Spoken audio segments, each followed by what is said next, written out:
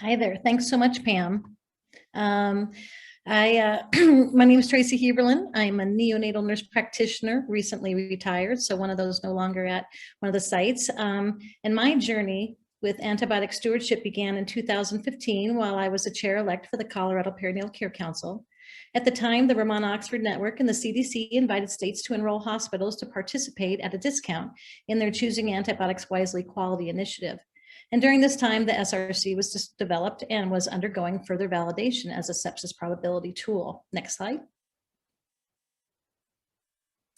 So using a Bayesian approach and a base population of over 600,000 newborns, Guapolo and her team developed two linked prediction models for neonatal early onset sepsis.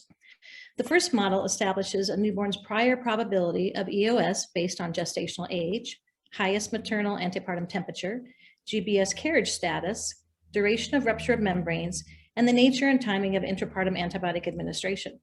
The second model qualifies how the baseline risk is modified by the infant's clinical exam. The online calculator created embodies both of these linked prediction models. Next slide. On these graphs, you can see the most sensitive indicator of EOS is highest antepartum maternal temperature. It's followed by gestational age, and then the duration of rupture, timing and type of antibiotics, and then the mother's GBS status. The last two are much less sensitive predictors of the EOS. Next slide.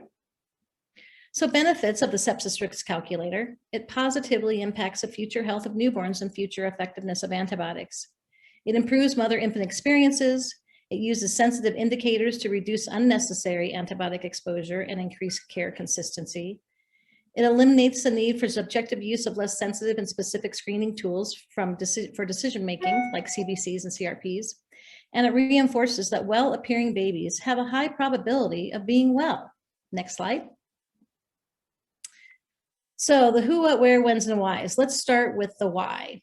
And the why is to safely identify newborns at risk for sepsis and assist in directing increased surveillance, further evaluation, and treatment for those with a high probability of illness, and thus decreasing unnecessary antibiotic exposure.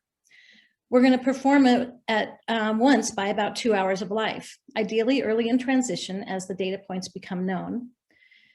What we're going to do is we're going to determine the EOS risk as it's calculated with the SRC, either on a desktop or a phone, or if that's not available in your EMR. And the EOS overall and clinical exam stratified risk score is then documented.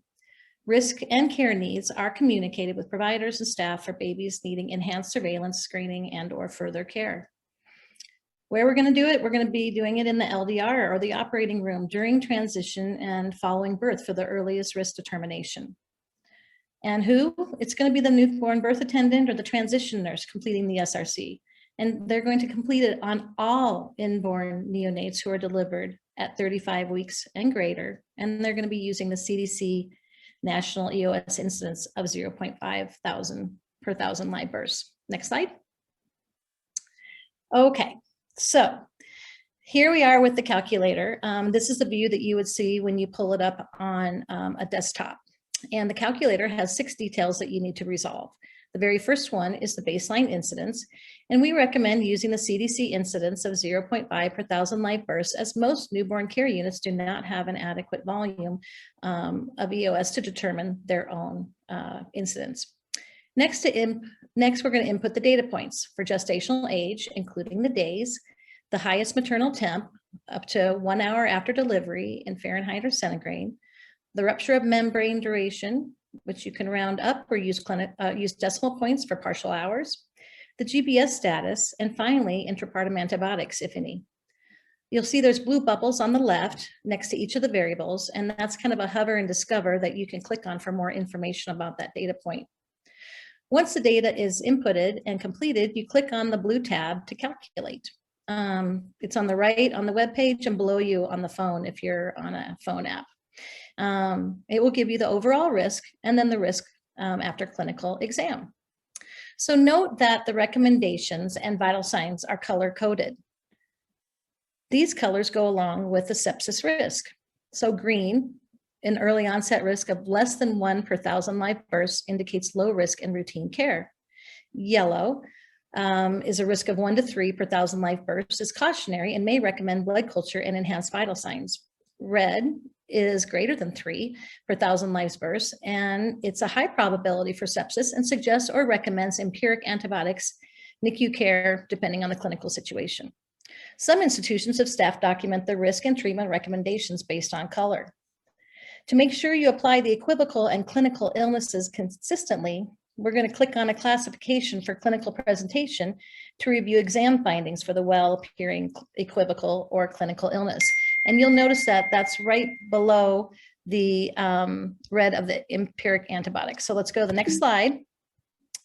And here you will see that the well-appearing and the clinical illness categories are pretty straightforward. An equivocal exam allows for 1 physiological abnormality for 4 hours or 2 physiologic abnormalities for up to 2 hours. Next slide. So we're going to do a couple scenarios with the sepsis risk calculator. So let's try a case and we'll enter the data together. So Val has pulled up our calculator, and let's go ahead and enter our scenario 1. I would love everybody in the audience to go ahead and pull it up on your phone or your desktop if you can. I believe that the address will have been sent into the chat as well, or you can just put in, if you put in EOS risk, it'll come up as the first one.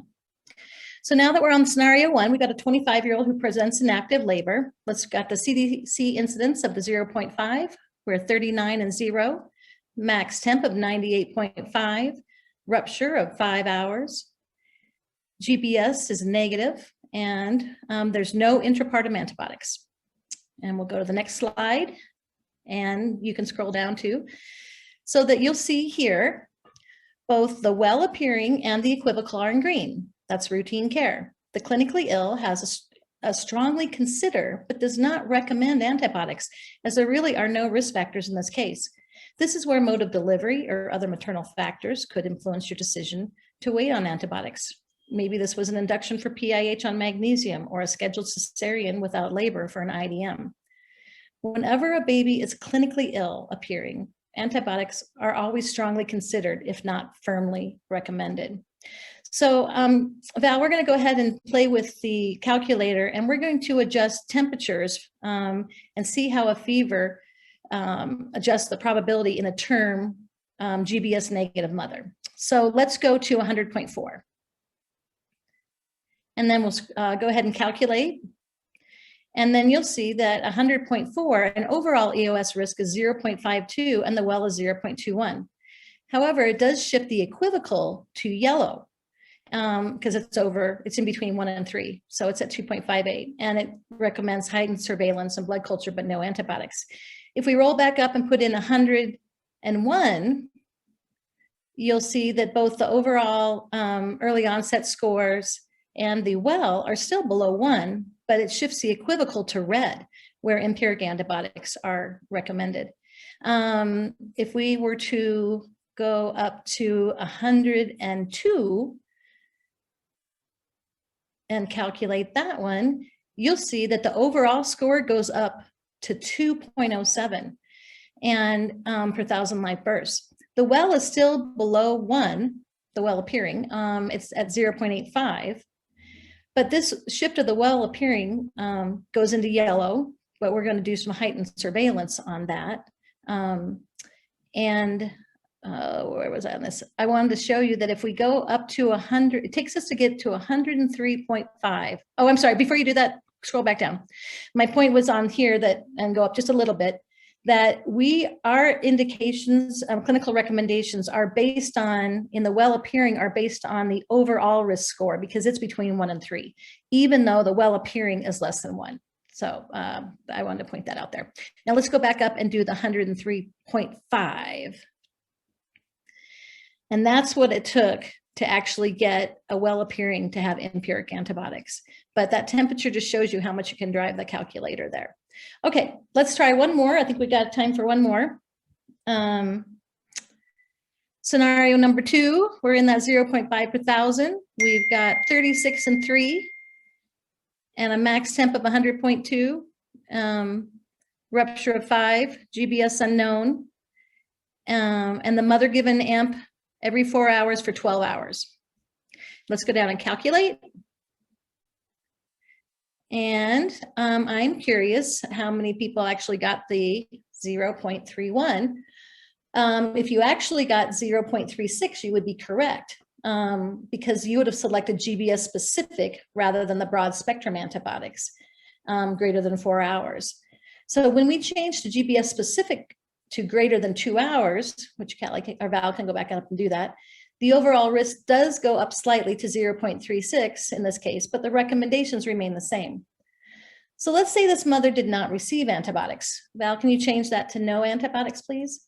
And then the overall EOS risk goes up to 1.02 per 1,000 live births, and the equivocal jumps to 5, indicating empiric antibiotics. This, I think, is really the only tricky tab. So we got to pay attention to both the timing and types of antibiotics, be it broad spectrum or GBS specific.